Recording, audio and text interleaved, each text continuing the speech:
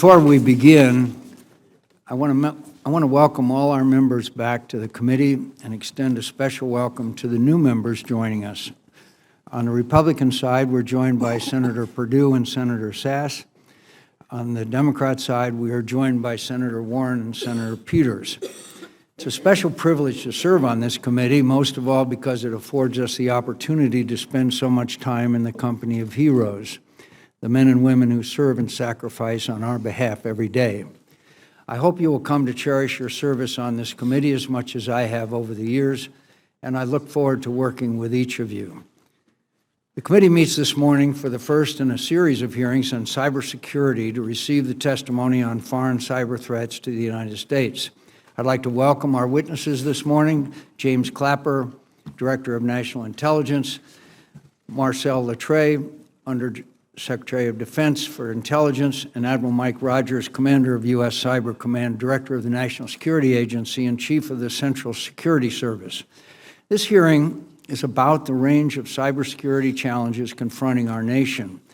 Threats from countries like Russia, China, and North Korea and Iran, as well as non-state actors from terrorist groups to transnational criminal organizations. In recent years, we've seen a growing series of cyber attacks by multiple actors, attacks that have targeted our citizens, businesses, military, and government. But there's no escaping the fact that this committee meets today for the first time in this new Congress in the aftermath of an unprecedented attack on our democracy.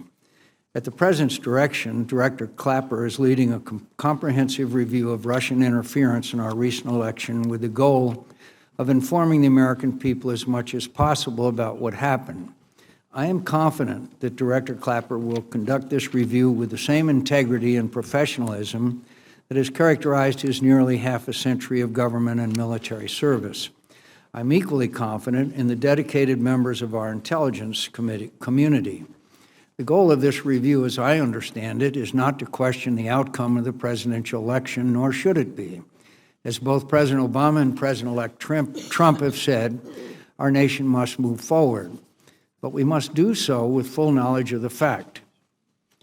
I trust Director Clapper will brief the Congress on his review when it is completed. This is not the time or place to preview its findings. That said, we know a lot already. In October, our intelligence agencies concluded unanimously that, quote, the Russian government directed compromises of emails from U.S. persons and institutions, including from U.S. political organizations.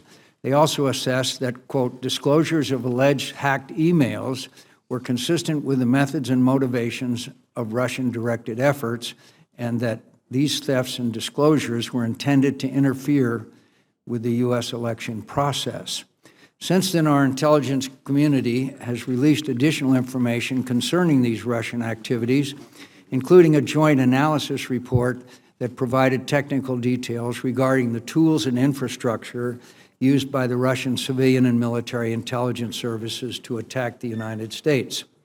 Every American should be alarmed by Russia's attacks on our nation. There is no national security interest more vital to the United States of America than the ability to hold free and fair elections without foreign interference.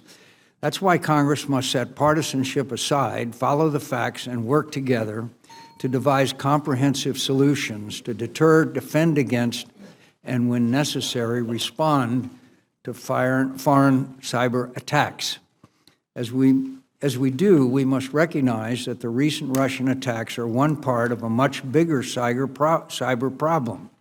Russian cyber attacks have targeted the White House, the Joint Staff, the State Department, our critical infrastructure. Chinese cyber attacks have reportedly targeted NSA, the Department of State and Commerce, congressional offices, military labs, the Naval War College, and U.S. businesses, including major defense contractors. Most recently, China compromised over 20 million background investigations at the Office of Personnel Management. Iran has used cyber tools in recent years to attack the U.S. Navy.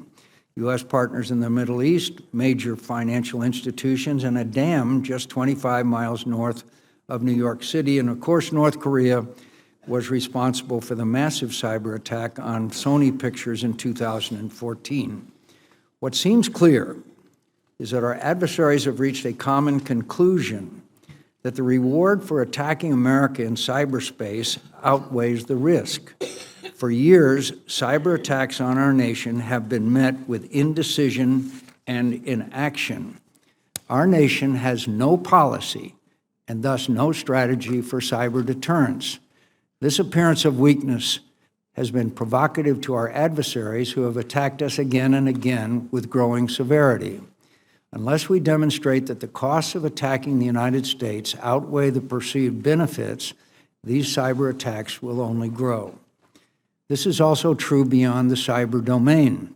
It should not surprise us that Vladimir Putin would think he could launch increasingly severe cyber attacks against our nation when he had paid little price for invading Ukraine, annexing Crimea, subverting democratic values and institutions across Europe, and of course, helping Bashar Assad slaughter civilians in Syria for more than a year with impunity.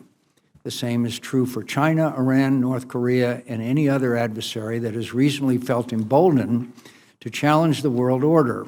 Put simply, we cannot achieve cyber deterrence without restoring the credibility of U.S. deterrence more broadly.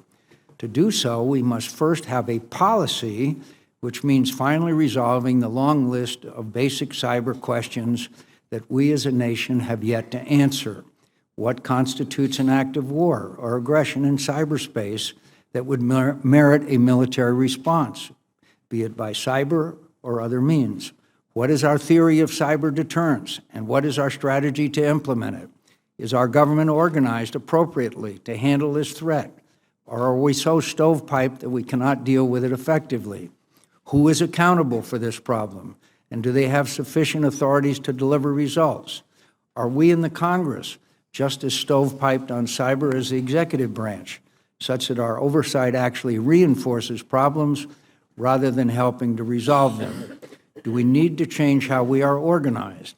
This committee intends to hold a series of hearings in the months ahead to explore these and other questions, and we look forward to hearing the candid views of our distinguished witnesses today who have thought about and worked on these questions as much as anyone in our nation.